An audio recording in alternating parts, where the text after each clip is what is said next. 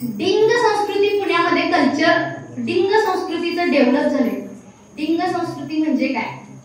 तू पण कमव, मी पण कमवते, तू पण पैसे मिळव, मी पण पैसे मिळवतो. शनिवार रविवारी सुट्टी, घरात एकही पदार्थ बनवायचा नाही, आपण दोघांनी बाहेरच खायचं. मूलबाळ मात्र आपल्याला नको. जन्माला आल्यावर त्याला सांभाळणार कोण? मग तुमचे पॅकेज पडतील ना 8 लाखाचे, 10 लाखाचे, 20 लाखाचे. आणि ही डिंग संस्कृती गेल्या काही वर्षात इतकी अग्रेसिव्ह, इतकी म्हणजे इतका त्याचा जो आलेख आहे तो इतका वाढत गेलेला आहे, इतका वाढत गेलेला आहे की आजकाल ते पुण्या मुंबई सारख्या सिटीमध्ये फॅड चालले डिंग संस्कृती. त्याला नावच दिले डिंग. मग ही संस्कृती आपल्याला डेव्हलप करायची नाही आहे. खेड्याकडे चला हा गांधीजींचा संदेश आपण पुन्हा युवकांच्या मनात रुजवला पाहिजे. कारण काय जे काय आहे सोनं ते खेड्यातच आहे, याची प्रचिती लोकांना आली पाहिजे. तरच आणि तरच आपली भारतीय संस्कृती टिकू शकते. महात्मा गांधीजी जेव्हा 3री नापास झाले तेव्हा त्यांच्या आईला खूप वाईट वाटलं की गांधीजी आपले म्हणजे आपला मोहनदास का नापास झाला असेल, काय झालं असेल. पण आईनं त्यांना समजावून घेतलं की बाळा आपल्याला खूप मोठं व्हायचं आहे आणि या इंग्रजांच्या ताब्यातून आपण आपला देश वेगळा करायचा आहे आणि स्वतंत्र करायचं. हे त्यावेळी त्यांना समजलं नव्हतं. पण पुढे काही दिवसाने महात्मा गांधीजींचं एक पुस्तक आहे माझे सत्याचे प्रयोग म्हणून. त्या पुस्तकात असं लिहिलेलं आहे की जेव्हा गांधीजी ग्रॅज्युएट झाले तेव्हा ते मांसाहार करू लागले मित्रांच्या संगतीनं, दारू पिऊ लागले मित्रांच्या संगतीनं. आणि मग हे जेव्हा त्यांचे वडील करमचंद गांधी यांना समजलं तेव्हा त्यांनी आपल्या मुलग्याला एक पत्र लिहिलं आणि पत्रात एकच ओळ लिहिली, बाळा यासाठी तुझा जन्म झालेला नाही.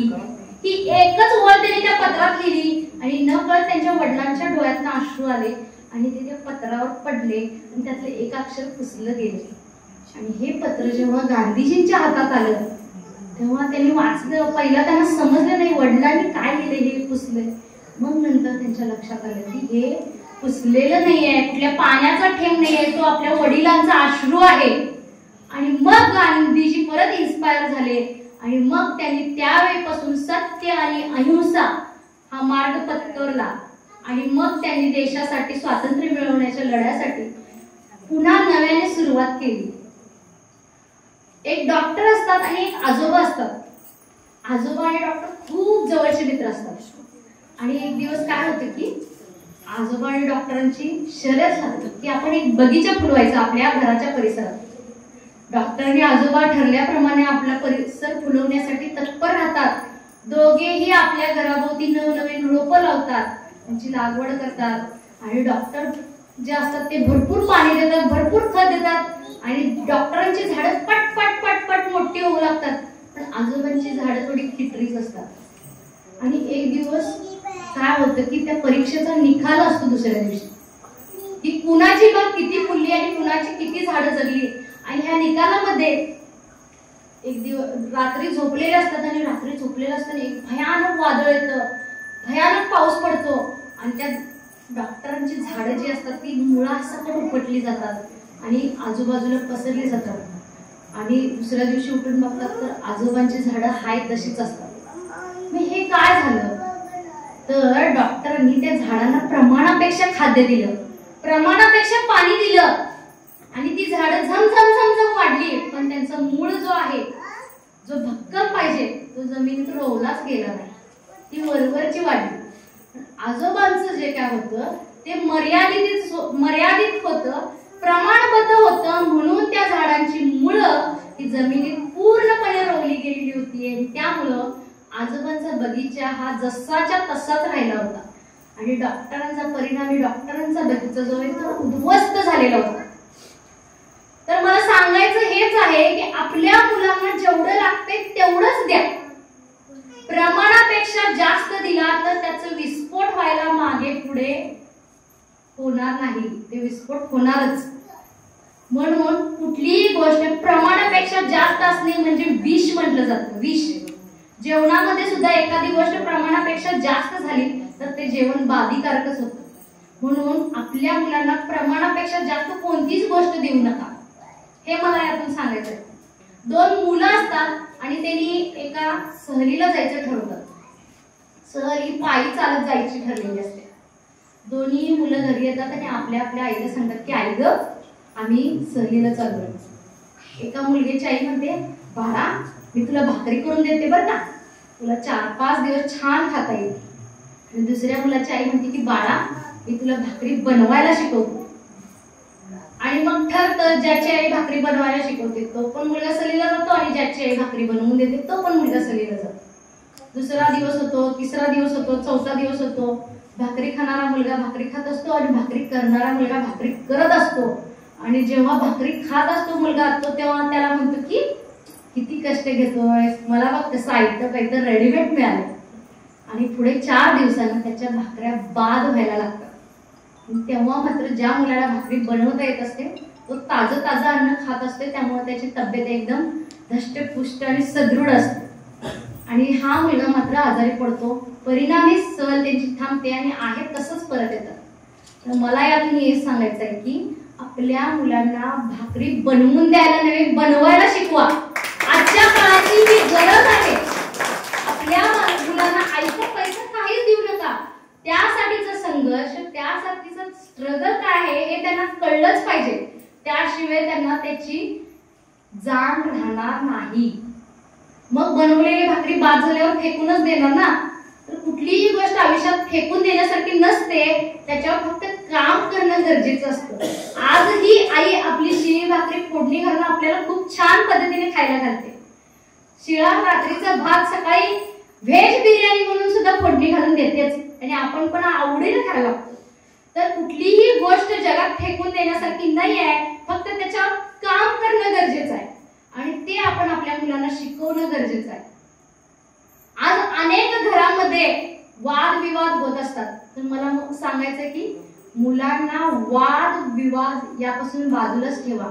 जसं टीव्ही आणि मोबाईल पासून बाजूला ठेवायला लागलोय तसं मुलांना वाद आणि विवाद यापासून देखील बाजूला ठेवा.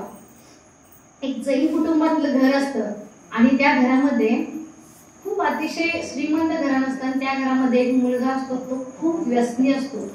दारूचं इतकं भयानक त्याला व्यसन लागलेलं असतं की घरचे सांगून सांगून दबतात की बाळा दारू पिऊ नको, दारू पिऊ नको.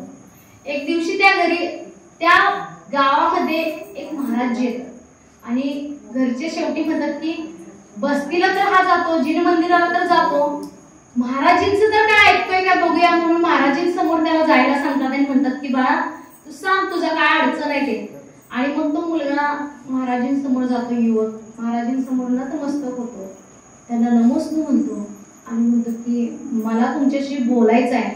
महाराजी म्हणतात काय रे मुला, काय बोलायचंय तुला. तर तो मुलगा म्हणतो की मला एक व्यसन आहे आणि ते व्यसन माझ्या अंगात भिनलेलं आहे. मी खूप वेळा म्हणतो की मला दारूपासून मुक्त व्हायचं आहे, मला दारू नको आहे, तरी पण दारू मला सोडेना. असं उद्गार तो महाराजींसमोर म्हणतो आणि महाराजींना कळतं नेमका त्याचा काय प्रॉब्लेम आहे. महाराजी म्हणतात की बा तुम्हाला उद्या दुसऱ्या दिवशी सकाळी उद्या नक्की भेट. आणि ठरल्याप्रमाणे तो तरुण दुसऱ्या दिवशी सकाळी येतो आणि महाराजजींनी दोन्ही हातामध्ये अशी घट्ट पिंची आणि कमंडल पकडलेले असतात. आणि तो मुलगा म्हणतो की महाराजी तुम्ही मला आज माझ्या समस्येचं निराकरण करून देणार होता आणि तुम्ही हे पिंची आणि कमंडल कशाला पकडून बसलाय. तर महाराजी म्हणतात की बा तू गेल्यापासून मी तुझ्या या समस्येवर अभ्यास करायचं ठरवलंय आणि पिंची आणि कमंडल मला इतकं घट्ट पकडून बसल्यात सोडायलाच तयार नाही रे. तर मुलगा म्हणतो काय सांगायला महाराजी, पिंची कमंडल कसं होतं तुम्हाला धरल, तुम्हीच तर धरलाय त्याला. तर महाराजी म्हणतात की बाळ मला हेच तुला सांगायचंय की व्यसनाला तू धरलेला आहे, व्यसन तुला धरलेलं नाहीये. तर हे मुलांना जाणून द्यायचंय आपल्या की व्यसन केल्यामुळं काय होतंय आणि आपली जैन धर्माची संस्कृती टिकण्यासाठी आपल्याला काय काय करायचं आहे. आज आपल्या जैन धर्मातल्या मुली इतर धर्मामध्ये सर्रास पळून चालल्यात हो, सर्रास पळून चालल्यात. आणि आमच्या विचार मला तर वाटते शेट्टी साहेबांना अनेक आंदोलन करायला लागते, कुणाष्ट शेतकऱ्यांच्या मुलांना पोरी द्या. खरोखर ही परिस्थिती आली आहे. खरा शेतकरी जो कष्टातनं आपलं शून्यातलं विश्व निर्माण करतोय त्या शेतकऱ्याला कोण पोरी द्यायला तयार नाहीत. पण पुण्यात राहतोय आणि मुंबईत राहतोय, 80,000 पगार आहे, आणि 70,000 पगार आहे, काय करायचं त्या पगाराला? तुमची संस्कृती जर तुमच्याजवळ राहिली नाही तर एक गावचे पाटील असतात बरं का, अतिशय लाडापोडात मुलाला वाढवतात, अतिशय सुंदर संस्कार त्याला दिलेले असतात आणि म्हणतात बाळ जा तू शिकायला परदेशात, मी गावचा पाटील आहे, तुझ्यासाठी इतका पैसा मी उभा करू शकतोय. पाटलांनी आपल्या मुलाला अमेरिकेला शिकायला पाठवलं. अमेरिकेत मुलगा शिकला आणि मग पाटील फोन करायला लागले, बा तुझं लग्न करायचं आहे, तू ये आता गावाकडे शिकलायस तर. तो मुलगा म्हणतो नाही मला इथंच राहायचं आहे, इथंच नोकरी करायची आहे. आणि बाबा थोड्या दिवसात मी तुमच्याकडे येतो म्हणतो. थोड्या दिवसानंतर तो मुलगा बाबांच्याकडे येतो. बाबा म्हणतो तुम्ही कशाला इथं राहता गावात, तुम्ही पण चला माझ्या संग अमेरिकेला, इथं कोण आहे आपलं, आई पण नाही, तुम्ही एकटंच आहेत, एवढी 100 एकर शेती तुमची काय करायची, विका आणि माझ्या बरोबर चला. पाटलांना पण छान वाटायला लागतो, आता आपण अमेरिकेला जाणार, शेती विकतात, पैसे जमीन जुमला विकून जो पैसा जमा झाला असतो तो मुलाच्या स्वाधीन करतात. चल बा आता आपण अमेरिकेला जाऊया. मुलगा म्हणतो ठीक आहे चला. एअरपोर्टवर जातात आणि म्हणतो बाबा मी 2च मिनिटात येतो बरं का. 2 मिनिटाचे 20 मिनिट होतात, 20 मिनिटाचे 2 तास होतात, 2 तासाचे 20 तास होतात, पण मुलगा काही येत नाही. वडील अस्वस्थ होतं, कुठलं विमान उडवलं का काय माझ्या पोराला, असा त्यांच्या मनात विचार आहे. किंवा पोलिसांनी पकडली तर काय लय पैसे होते म्हणून असा विचार होता. आणि वडील नाही ना त्या पोलिसांपर्यंत जातात आणि म्हणतात की माझं पोरगं कुठं हरवलंय हो बघा जरा. आणि पोलीस म्हणतात थांबा मी चौकशी करतो. चौकशी करून पोलीस तिथे येतात आणि म्हणतात की तुमचा मुलगा 20 तास झालं अमेरिकेला गेला. पाटलांचा मुलगा पाटलांना सोडून अमेरिकेला गेलाय. सगळी आजपर्यंत वडिलोपार्जित संपत्ती जी होती ती लुटून नेली आहे. इंग्रजांनी 150 वर्ष आपल्यावर राज्य केलं आणि भारताची सगळी संपत्ती लुटून नेली. तशी आता संस्कारांची लूट चालली आहे आणि ती कुठेतरी थांबायला पाहिजे. आपल्याला असली पिढी घडवायची नाही आहे.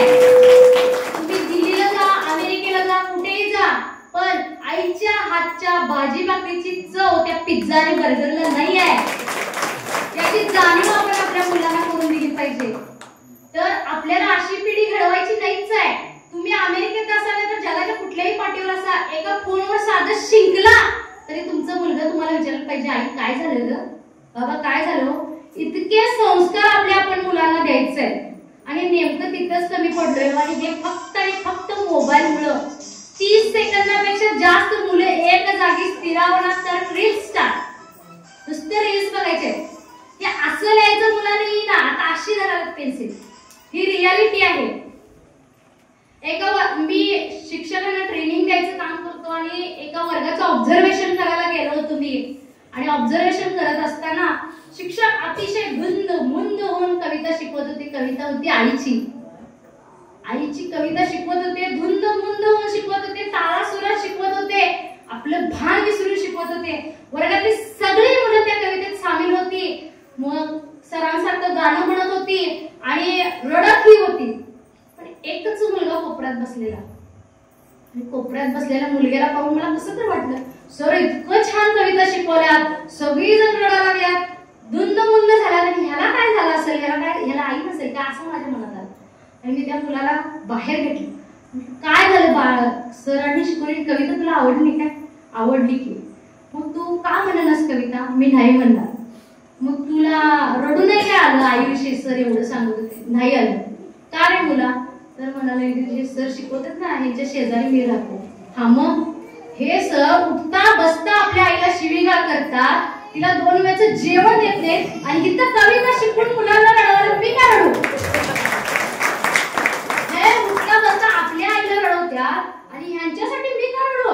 मॅडम मला माझ्या आईविषयी प्रेम आहे, पण मी या सरांच्या कवितेला, म्हणजे मुलं किती अनुकरण प्रिय असतात बघा. ते उठता बसता तुमचं ऑब्झर्वेशन करत असतात आणि तुम्ही काय करत असता हेच मुलं करतात. आपल्या तोंडात जे शब्द असतात तेच त्या मुलांच्या तोंडात शब्द असतात. म्हणून मला सांगायचंय की मुलांसमोरचे वाद टाळा. आता सगळ्यात महत्वाचा विषय बरं का, घरच्या सासूचा आणि सुनेचा. सासू म्हणजे सारख्या सारख्या सूचना देणारी आणि सून म्हणजे सूचना ऐकत नसणार बरं का. पण मला हेच सांगायचं आहे मुलींनो, सुनांनो, तुम्ही तुमच्या कुटुंबावर इतकं प्रेम करा, तुम्ही पाण्याला जरी फोडणी दिली तरी घरात म्हणायला पाहिजे आमटी आज छानच झाली. इतकं जीव ओतून प्रेम करा तर तुमच्यात वाद हे होणारच नाही. आपल्या घरातली एकी टिकवायची असेल तर घरच्या स्त्रीनं खमकच राहायला पाहिजे. तुम्ही कुठेही जा, मी आज म्हणजे मोठेपणा नाही सांगत, 8-8 दिवस राजस्थानला ट्रेनिंगला जाते. माझी 2 मुलं माझी सासू अतिशय सुंदरपणे सांभाळते, कारण तिचं माझ्यावर असणारं प्रेम. सुप्रिया तू जा, मी बघतो. आज पण म्हणजे उद्या गौरीचं सण आहे, सुप्रिया तू जा, मी बघतो. इतकं आधार मला त्यांचा आहे. हे कशामुळं तर त्यांचं माझ्यावरचं असणारं प्रेम तिथं सिद्ध करते. म्हणूनच मला म्हणायचे की पाण्याला जरी फोडणी दिला तर घरात तुमची आमटी छानच म्हटली पाहिजे. त्याच्यावर कुणी ऑब्जेक्शनच घेता कामा नये. आज प्रत्येक घरात काय असते की माझ्या सासूने मला लय छळलंय म्हणून मी पण माझ्या सुनाला छळणार. माझ्या सासूने माझ्याबरोबर जे काय केले ते मी पण माझ्या सुनेबरोबर करणार.